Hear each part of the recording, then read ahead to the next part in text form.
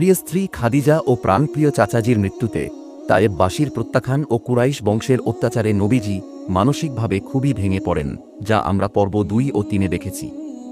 এই সংকটময় মুহূর্তে আল্লাহ তাআলা নবীজিকে সান্ত্বনা দিতে এবং বিশেষ নিদর্শন দেখাতে মেরাজের ঘটনা ঘটান। মেরাজের প্রথম ভাগ ইসরা নামে পরিচিত, যেখানে নবীজি মক্কা থেকে বুরাক নামক বিশেষ বাহনে চড়ে মক্কা থেকে বাইতুল মুকাদ্দাসে গমন করেন। বুরাক হল একটি স্বর্গীয় বাহন, যা নবীজির জন্য বিশেষভাবে তৈরি করা হয়েছিল। সহিহ মুসলিমে বর্ণিত যে এটি একটি সাদা প্রাণী যা খচ্চরের চেয়ে বড় কিন্তু ঘোড়ার চেয়ে ছোট, যার প্রতিটি পদক্ষেপ দৃষ্টিসীমার শেষ প্রান্তে পড়ে। বাইতুল মুকাদ্দাসে বা মসজিদে আকসায় পৌঁছে নবীজি সেখানে সমস্ত নবী রাসূলদের ইমামতি করেন এবং 2 রাকাত নামাজ আদায় করেন। এখানে তিনি ইব্রাহিম আলাইহি ওয়াসাল্লাম, মুসা আলাইহি ওয়াসাল্লাম, ঈসা আলাইহি ওয়াসাল্লাম সহ অন্যান্য নবীদের সাথে সাক্ষাৎ করেন। ইসরার পর নবীজি 7 আসমান অতিক্রম করেন। প্রতিটি আসমানে তিনি বিভিন্ন নবী ও ফেরেশতাদের সাথে সাক্ষাৎ করেন। নবীজি বলেন, জিবরিল আলাইহি ওয়াসাল্লাম আমাকে প্রথম আসমানে নিয়ে গেলেন এবং দরজা খুলতে বললেন। জিজ্ঞাসা করা হলো, কে?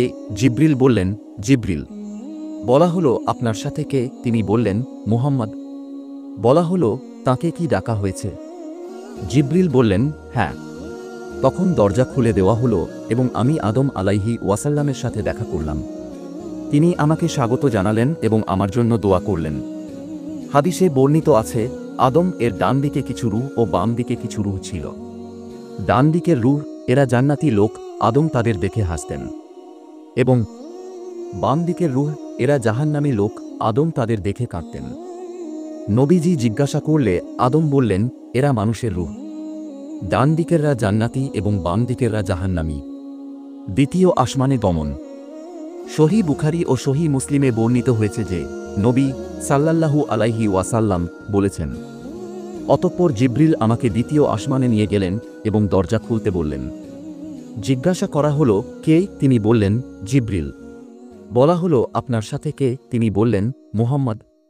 বলা হলো, তাকে কি ডাকা হয়েছে? তিনি বললেন, হ্যাঁ। তখন দরজা খুলে দেওয়া হলো এবং আমি ইয়াহিয়া আলাইহিস সালাম ও ঈসা আলাইহিস সালামের সাথে সাক্ষাৎ করলাম। তারা দুজন আমার স্বাগত জানালেন এবং আমার জন্য দোয়া করলেন এবং তাঁর আগমনে খুশি প্রকাশ করেন। ইয়াহিয়া ছিলেন আল্লাহর পক্ষ থেকে ধার্মিকতা ও পবিত্রতার প্রতীক। তিনি ছিলেন জান্নাতি লোকদের মধ্যে শ্রেষ্ঠ ব্যক্তিদের একজন।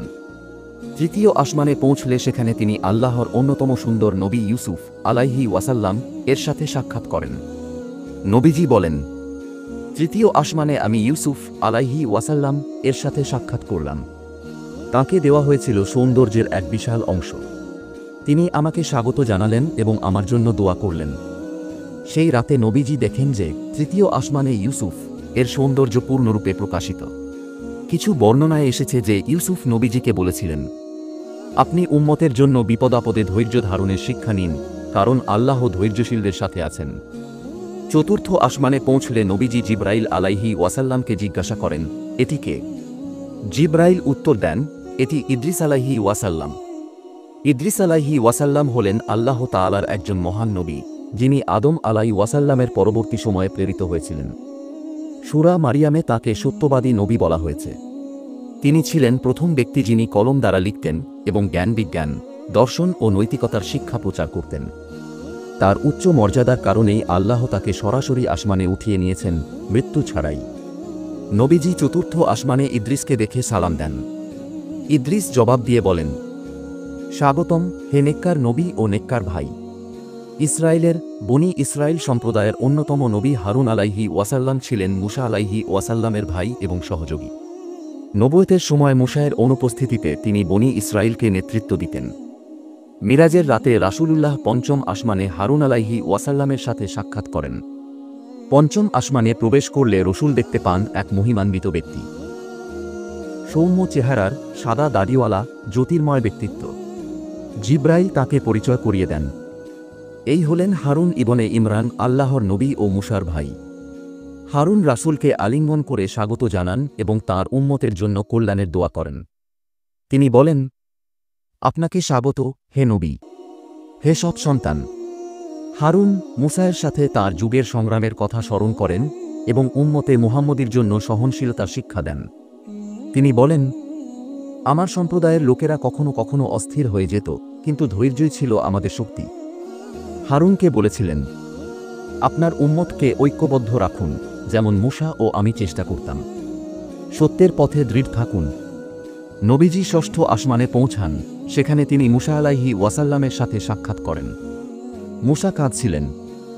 নবীজি তাকে কাঁদার কারণ জিজ্ঞাসা করলে মূসা বলেন, আমি কাঁদছি এই কারণে যে আমার পরে একজন নবী এসেছেন, যার উম্মতের মধ্যে আমার উম্মতের চেয়ে বেশি সংখ্যক মানুষ জান্নাতে প্রবেশ করবে।